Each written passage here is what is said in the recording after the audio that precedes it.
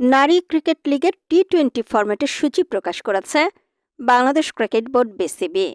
4টি আলাদা জোনে ভাগ হয়ে এই টুর্নামেন্টে অংশ নেবে দেশের শীর্ষ নারী ক্রিকেটাররা।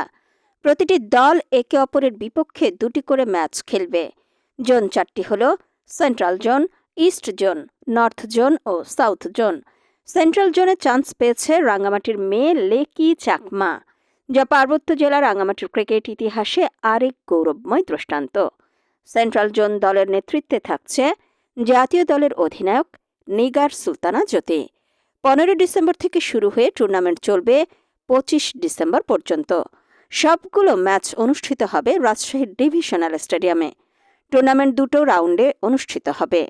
প্রথম রাউন্ডটি 15 থেকে 20 তারিখ পর্যন্ত চলবে।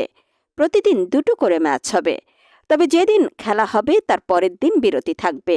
দ্বিতীয় রাউন্ড চলবে 20 থেকে 25 তারিখ পর্যন্ত। খেলা একই নিয়মে চলবে, কোনো সেমিফাইনাল ফাইনাল থাকছে না এই খেলায়। সর্বোচ্চ পয়েন্টধারী দল শিরোপা জিতবে।